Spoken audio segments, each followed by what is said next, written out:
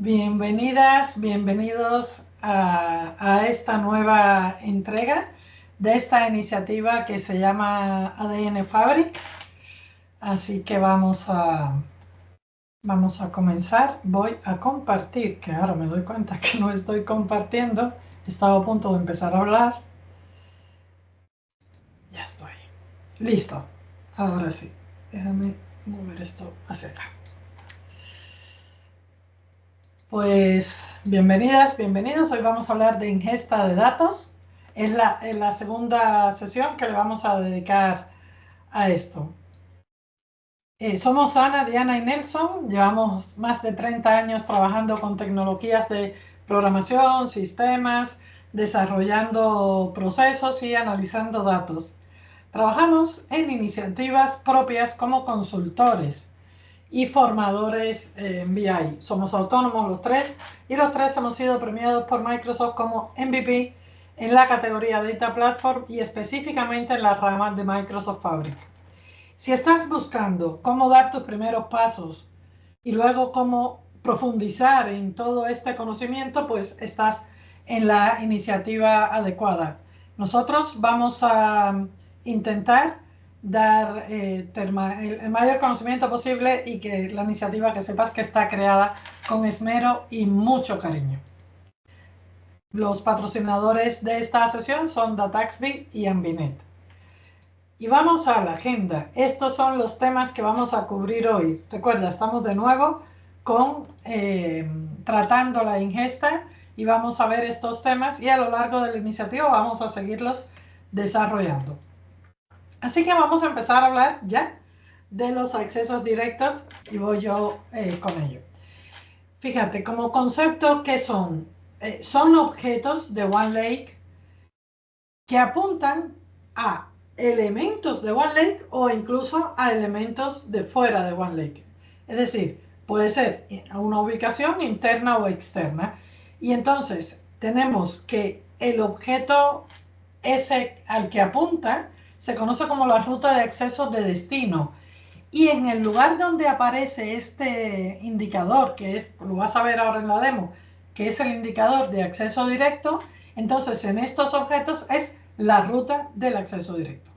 Vale, entonces van a aparecer como carpetas en OneLake, por eso las ves así en este diagrama, y cualquier carga de trabajo o servicio que tenga acceso al OneLake, a todo el OneLake, tiene acceso a los datos del acceso directo. El objetivo de esto es unificar los datos entre los dominios, las nubes, las cuentas.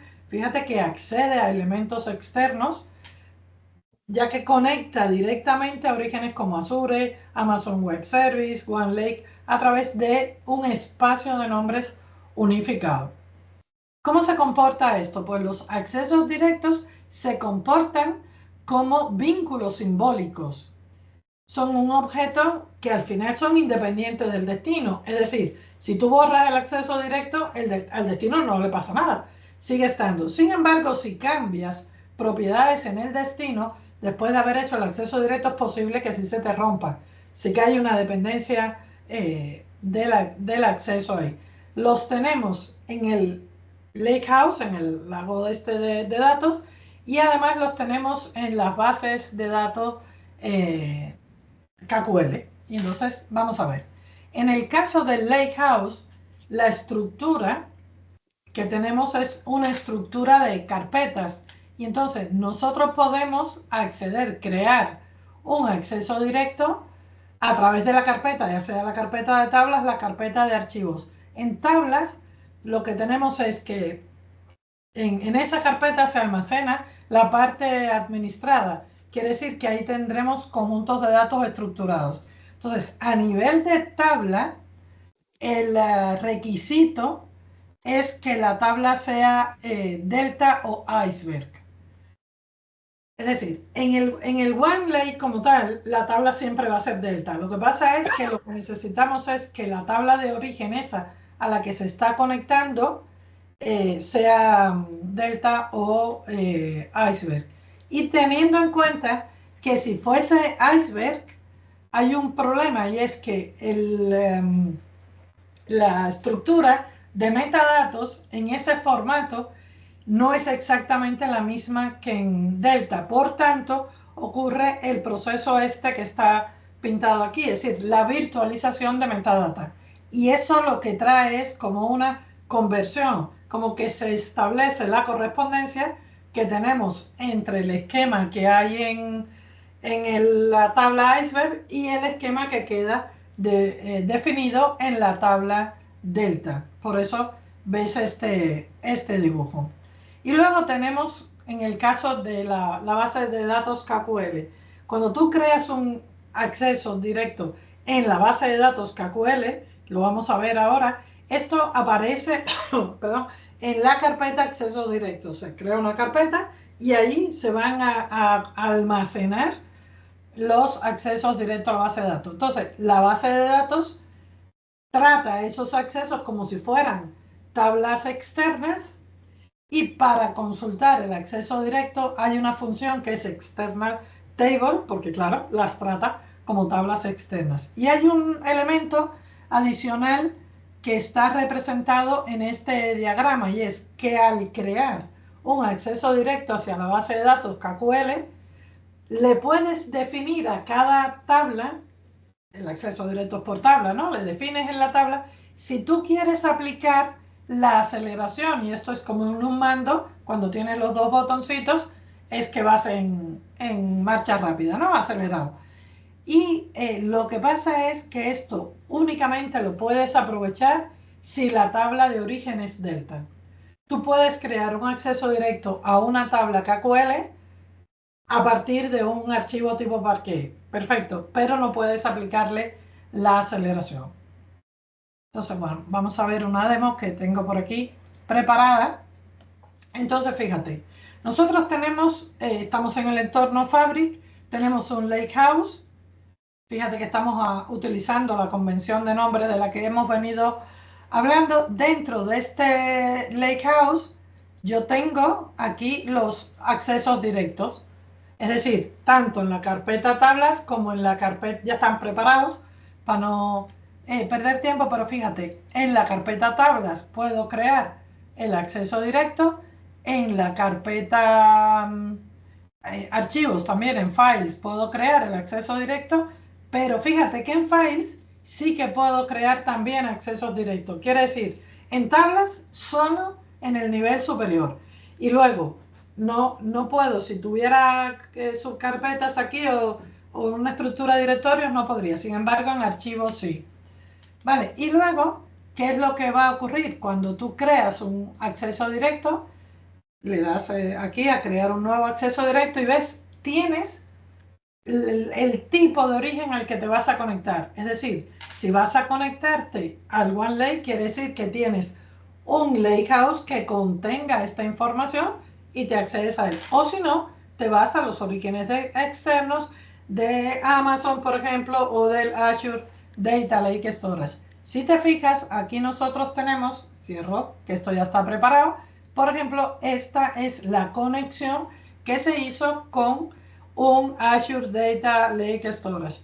Hemos conectado y como puedes ver, aquí están los datos de la tabla. Y puedes ver también las conexiones hacia ficheros. Y aquí los puedes ver, ¿ves? Aquí tienes los archivos. Es decir, tú te vas a conectar a esos archivos y vas a crear el acceso directo y la ingesta de datos se produce a través del acceso directo. Y luego, en el caso que te comentaba de la base de datos KQL, fíjate que se crea este shortcut aquí, esta carpeta shortcut, donde vas a tener lo que tú te has conectado. Y una vez creado ese acceso directo, tú puedes, por ejemplo, utilizar una query que ya tiene, imagínate aquí, por ejemplo, mostrar los 100 las 100 primeras filas, te devuelve la consulta, es decir, te devuelve el código y se está ejecutando hasta darte las 100 primeras filas aquí. Si estás en una base de datos KQL, eliges la base de datos y en nuevo tienes el OneLake Shortcut. Es decir, Depende de en qué lugar estés, buscarás la opción, ya sea en los tres puntitos o en el menú o en nuevo elemento y te va a aparecer para que crees tú ese acceso directo. Con esto, ¿qué conseguimos? Pues las ventajas que tiene es que en primer lugar OneLake administra todos los permisos y credenciales, por lo que no es necesario configurar por separado cada carga de trabajo de Fabric para conectarse a cada origen de datos. Eliminas las copias de datos y además reduces la latencia de ese proceso asociado a las copias y almacenamiento provisional de datos, porque ya lo vas a tener todo a través de estos enlaces. Así que le doy paso a Diana, que nos va a mostrar los reflejos como método de ingesta de datos. Gracias, Ana. Vale. Bueno, Ana nos ha estado comentando acerca de los accesos directos, que como podemos ver son geniales, pero existen orígenes de datos a los que no se le puede crear un acceso directo. En este caso, la forma de traer esos datos a Fabric, si es lo que nos interesa, sería realizar un proceso de TL que puede ser algo complejo o costoso. Sin embargo, Fabric nos da la opción de los reflejos, ¿vale? Los reflejos o mirroring, como se conocían inicialmente, es decir, la traducción es reflejo, proporciona una experiencia sencilla, tanto como los accesos directos, para integrar datos de bases de datos externas a Microsoft Fabric. Los datos de esas bases de datos dependen de sus formatos de almacenamiento, no tienen formato Delta, ¿vale? Y por lo tanto, esos datos no se le puede crear un acceso en Fabric porque ya vimos que necesitaban que fueran formato Delta. Por lo tanto, los reflejos lo que hacen es duplicar estos datos en Fabric y lo que hacen es una conversión del formato propietario del sistema de gestión de almacenamiento y los convierte en formato Delta aquí en el OneLake. Por lo tanto, los datos reflejados utilizan Delta y por lo tanto podemos hacer con ellos lo mismo que haríamos con datos nativos del OneLake. Por ejemplo, podremos crear modelos conceptuales que utilicen Direct Lake como fuente de datos utilizando estos reflejos. También podemos utilizar los cuadernos Spark para hacer transformaciones y todos los componentes que tenemos dentro de Fabric. Podemos consultarlos, podemos combinarlo con otros datos que ya tengamos en Lakehouse o en Warehouse. Y para esto se utiliza una tecnología especial de alimentación de cambios en segundo plano que permite la escritura directa en OneLake en lugar de crear en el origen una tabla de datos modificados y conectarnos a ellos, pues la modificación se hace en el paso a traerlos aquí al OneLake. Vale. Como puedes ver en la imagen, podemos reflejar datos de diferentes orígenes. Puede ser una base de datos SQL del propio Fabric, puede ser bases de datos Azure SQL, puede ser base de datos CosmoDB o puede ser Databricks también. Y como externa, en realidad, es Snowflake. Próximamente se añadirán nuevos orígenes, pero de momento estos son los que están disponibles. Vale. Los datos hay que tener en cuenta que a diferencia de los accesos directos se almacenan en el área de trabajo de Fabric y se almacenan físicamente y por lo tanto ocupan espacio, ocupan almacenamiento, ¿vale? Que tendríamos que pagar por ello. Y bueno, lo que dijimos que el modo Direct Lake para modelos semánticos que utilicen estos datos está disponible y estos datos se ordenan utilizando VORDER para aumentar su rendimiento. Si se elimina una tabla reflejada, igual que vimos con los accesos directos, no se afecta a la tabla original de base de datos, ¿vale? Hay que tener en cuenta ciertas limitaciones y ciertos costes adicionales que pudiéramos tener. Bien, actualmente existen 3 tipos de reflejos. Hasta hace poco conocíamos los reflejos de base de datos y se les refería a los de base de datos Azure SQL, el Snowflake y a CosmoDB. Pero ahora hay 2 nuevos tipos de reflejos. Vamos a ver.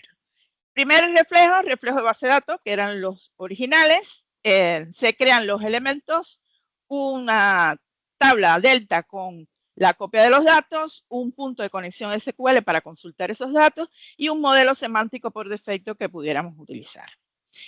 Vamos a ver un ejemplo de cómo crear un reflejo de base de datos, ¿vale?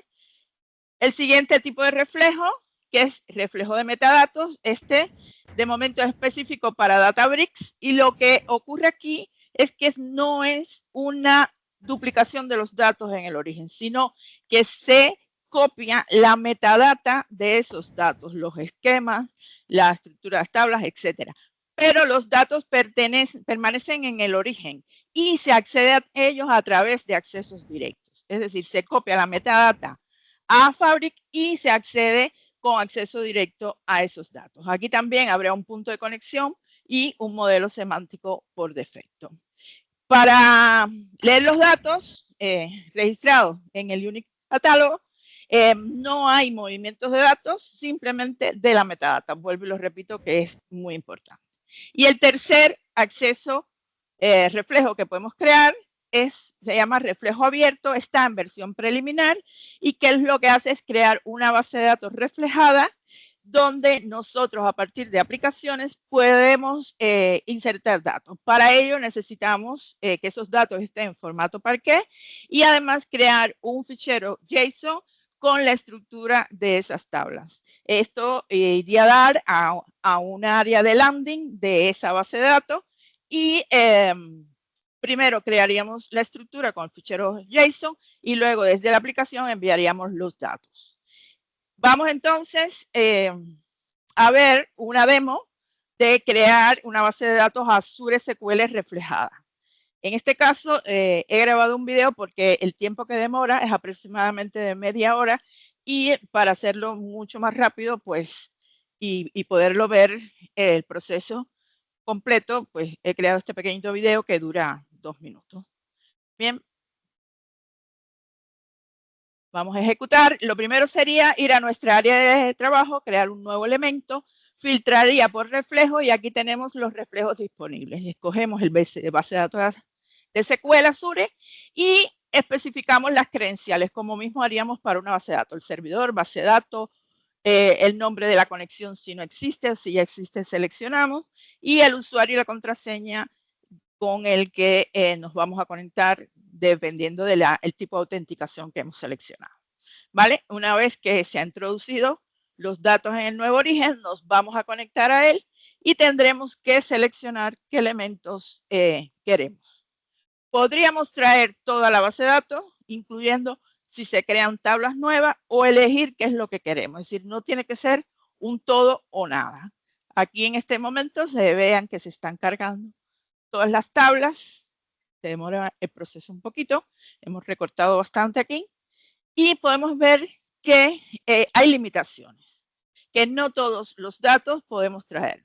Podemos ver que hay algunas alertas amarillas que nos van a indicar que no todas las columnas de esa tabla se pueden duplicar. Y en algunos casos, pues tenemos el rojo que indica que esas tablas pues no se pueden duplicar.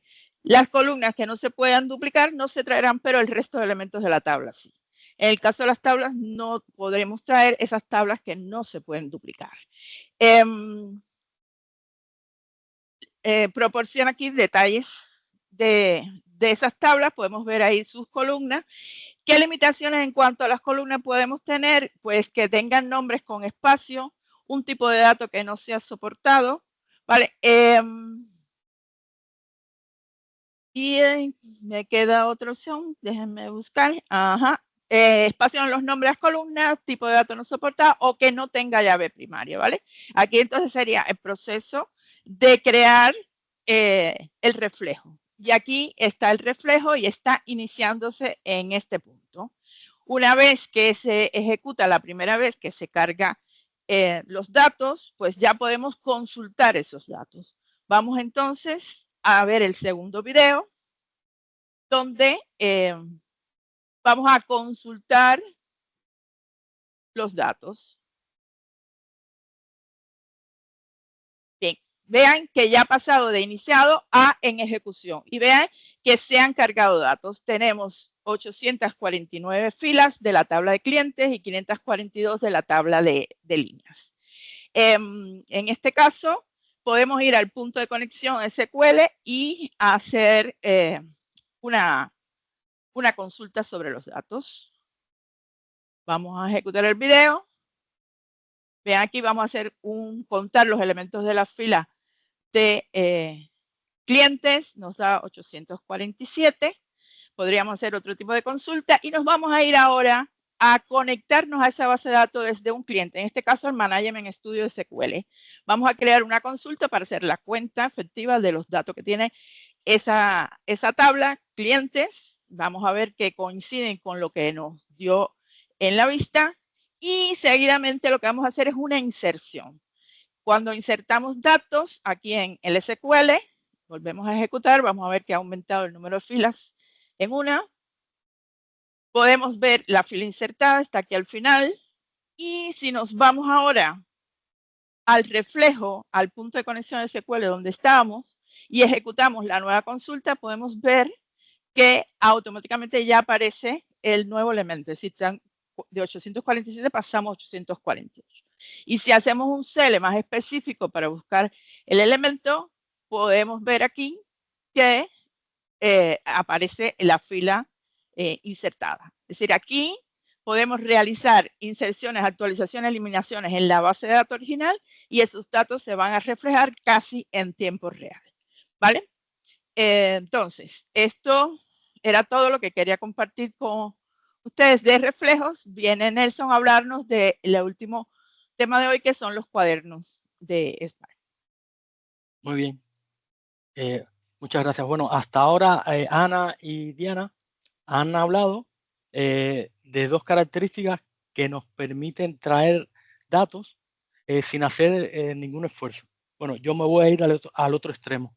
Ahora yo voy a hablar de los cuadernos o notebooks o también blocs de notas que requieren escribir código. Esto es para los que os guste escribir código, ¿vale? Entonces, los cuadernos. Ajá. Vamos allá. Los cuadernos, en la imagen que se muestra, se puede apreciar un cuaderno no es más que un lugar donde nosotros escribimos un código. Ajá. Ese código se puede ejecutar en diferentes motores, como se ve ahí en la tabla que están mirando en la pantalla, en la columna del centro. Ajá.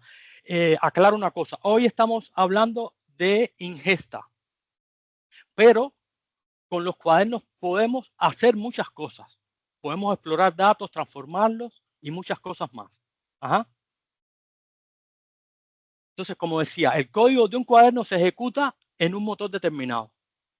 En la tabla se muestran los tres motores que en estos momentos están disponibles. El primero y más importante es el motor de Spark. Spark es un entorno distribuidor que permite procesar grandes volúmenes de datos y que admite varios lenguajes, como los que se ven aquí a la derecha. Ajá. Los más utilizados son PySpark y Spark SQL. Pero también tenemos más motores. Tenemos el motor de Python, o sea, nosotros podemos escribir código que se ejecute sobre un entorno de Python, un entorno más sencillo de puro Python, que es más apropiado para trabajar con volúmenes de datos pequeños y medianos a un menor costo. Y finalmente también tenemos el motor de TSQL, o sea, que sería equivalente a lo que tiene el Warehouse o el punto de conexión SQL. Y con este podemos construir cuadernos que ejecuten consultas de Transact SQL sobre esto que he comentado ya. Un detalle práctico a tener en cuenta, y por eso he puesto aquí entre paréntesis bloc de nota, cuando estemos en un área de trabajo que queramos crear un cuaderno y estemos en español, bueno, por ahora el nombre que tiene es bloc de nota. O sea, a la hora de buscarlo, hay que utilizar el nombre bloc de nota para encontrarlo. ¿Vale? Entonces, vamos a ver un poco los detalles. Vamos a hablar un poco de los detalles de un cuaderno. Ahí muestro rápidamente un cuaderno. Entonces, vamos a comenzar a ver rápidamente los detalles. Lo primero, cuando nosotros estamos en un cuaderno, es seleccionar el motor y el lenguaje que va a utilizarse. En este caso, estamos seleccionando el motor Apache y el lenguaje por defecto que se va a utilizar en ese cuaderno. Entonces, lo siguiente que quiero que veáis del cuaderno es que el código se puede separar en diferentes celdas. Por ejemplo, en este caso estoy subrayando en rojo 3 celdas diferentes que hay en este cuaderno. La primera celda está simplemente es para escribir texto formateado, y está utilizando un lenguaje que se llama Markdown. La segunda celda, si es una celda que está escribiendo en PySpark, que es el lenguaje por defecto de este cuaderno. PySpark es Python, pero con algunas cosas específicas de Spark. Y la tercera celda que se muestra es una celda donde se está utilizando Spark SQL. En este caso, este no es el lenguaje por defecto que escogimos, pero sí lo podemos cambiar. Entonces, aquí lo vemos. Aquí lo vemos ahora. Aquí he señalado ahora esos recuadros rojos que aparecen a la derecha en la celda. Es donde se indica el lenguaje que está utilizando esa celda. Si ampliamos un pelín aquí, vemos que la celda que utiliza Spark SQL tiene ahí un comando mágico, que es el que está en la línea 1 de esa celda, que dice %% SQL, que eso es para identificar que en lugar del lenguaje por defecto del cuaderno vamos a utilizar en este caso SQL. Bueno, rápidamente seguimos recorriendo la celda. Luego que nosotros tenemos el código escrito, ejecutamos. Tenemos la opción con ese botón que veis arriba de ejecutar todo el cuaderno. Se ejecutarían cada una de las celdas en el orden, o tenemos la posibilidad de ejecutar cada celda individualmente.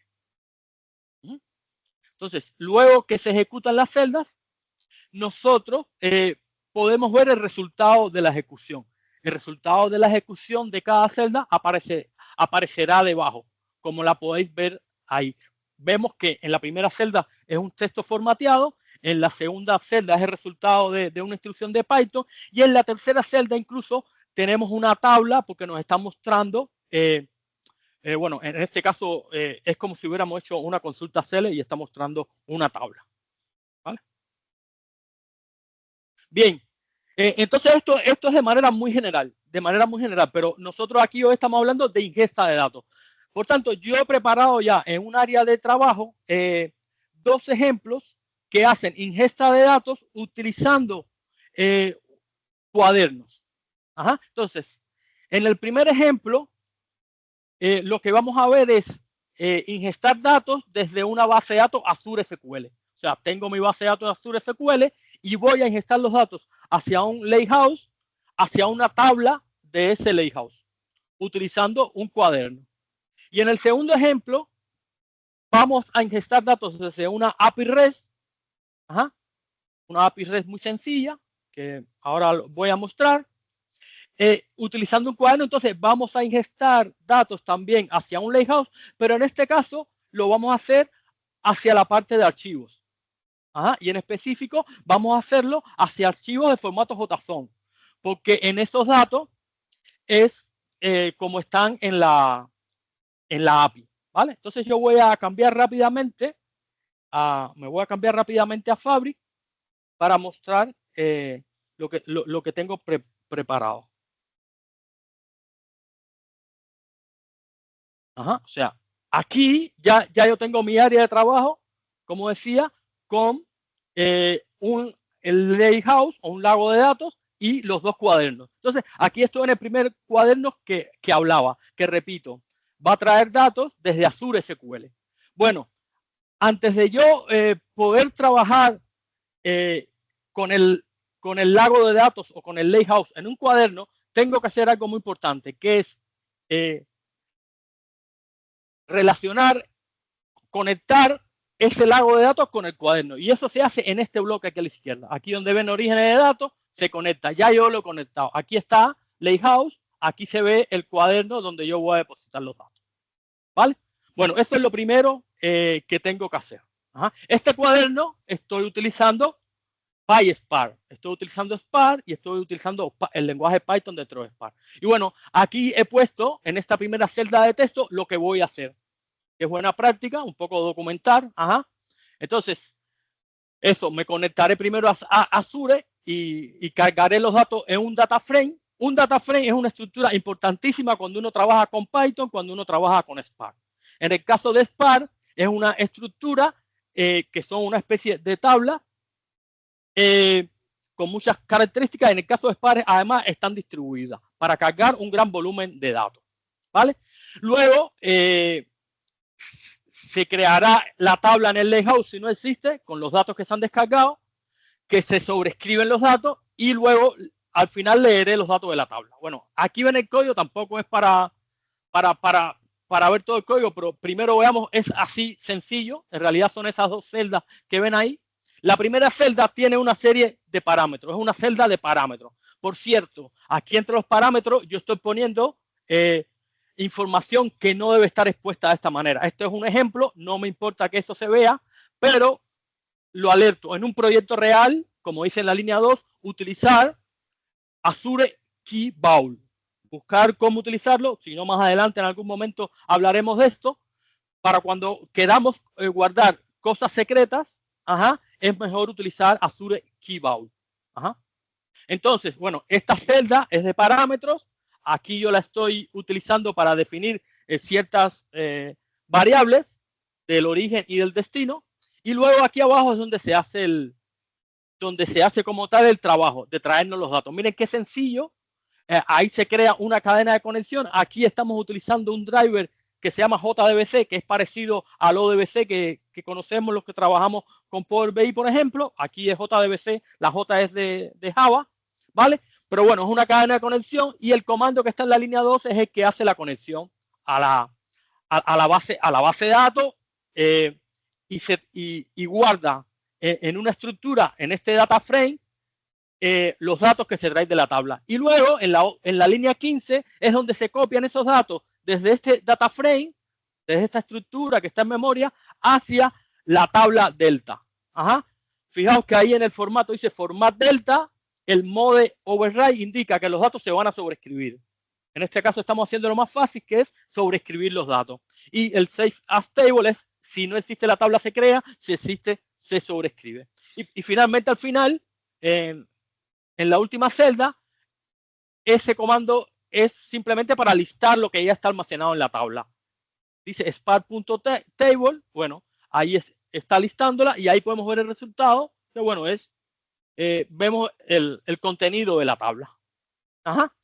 Ahora, si nos vamos al lakehouse, yo voy aquí al lakehouse, ya lo tengo abierto y en la parte de tablas, ya yo veo que está la tabla con el nombre que le había puesto y aquí vemos que ya puedo ver esa tabla. Es una tabla en un lakehouse, la puedo ver desde aquí, la puedo ver como he mostrado antes desde Spark y también la puedo ver utilizando el punto de conexión de SQL. Es una tabla en un lakehouse, ya eso sabemos lo que implica. ¿Vale? Entonces ahora vamos para el segundo ejemplo. ¿Sí? El segundo ejemplo recuerdo que era desde una API. Vamos a gestar datos desde una API REST hacia un archivo de un lakehouse.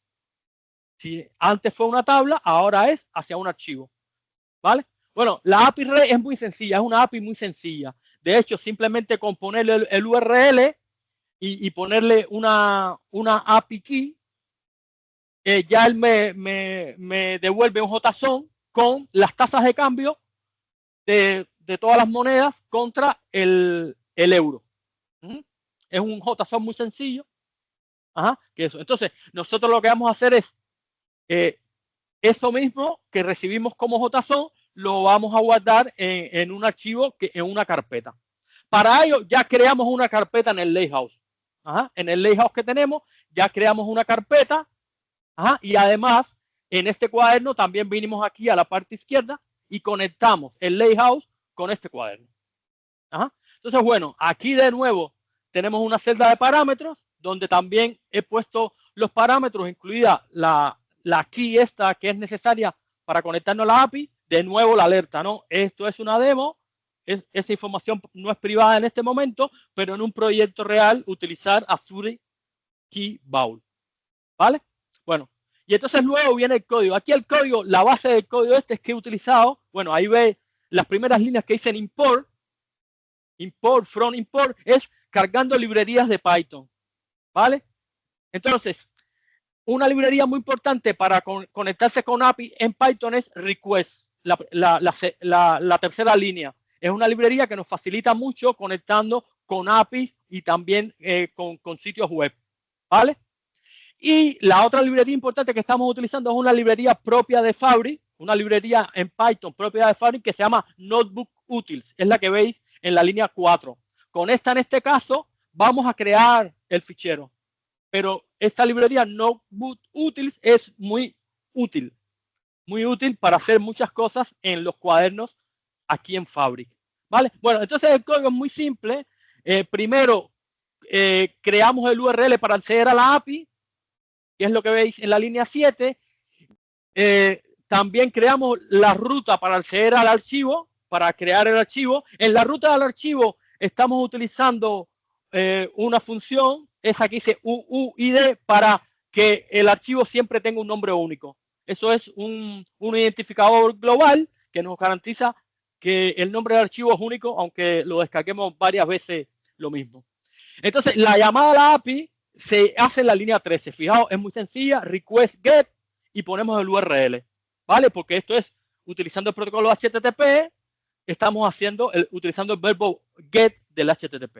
Es simplemente. La línea 16 es para controlar los errores, y fijaos, en la línea 19 es donde se usa la librería Notebook Utils para crear el fichero.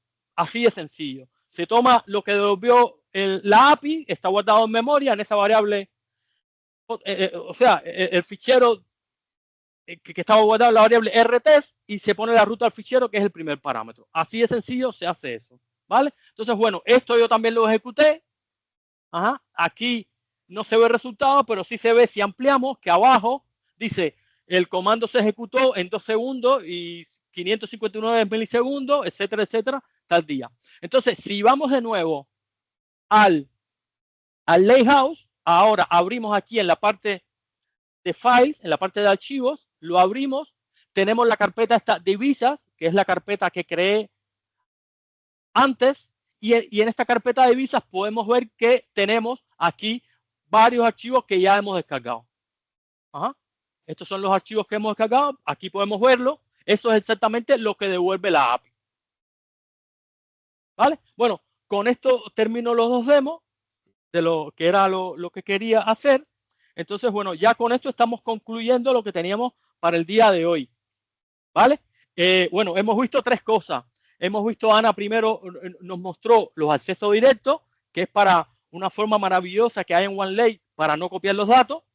Después, Diana nos ha mostrado el mirroring o el reflejo, que es entonces cuando no podemos acceder directamente a archivos, cómo podemos de todas formas, de una manera bastante sencilla, hacer una réplica de los datos. Y bueno, yo he mostrado cómo con código, utilizando cuadernos, podemos traernos los datos. Siempre han sido cosas por arriba, se puede profundizar más en estos temas. Entonces, para el siguiente encuentro, que será dentro de 15 días, ¿qué es lo que tenemos? Seguiremos con ingesta de datos, hablaremos de Event Stream, el nombre está más puesto ahí, el nombre en inglés está más puesto, en realidad es flujo de eventos, stream de flujo, ahí está mal puesto, y hablaremos de algunas consideraciones ya haciendo un resumen de dónde utilizar cada uno de los métodos de ingesta que hemos estado viendo durante esto, ¿no? Bueno, ya recordad que tenemos un sitio en GitHub donde vamos a ir poniéndolo, donde vamos a ir poniendo estas diapositivas. Ya hemos puesto las anteriores y que incluyen los diferentes recursos que hemos compartido por el chat. ¿Sí? Bueno, eso es todo. Si tenéis preguntas por el chat, o los micrófonos están abiertos.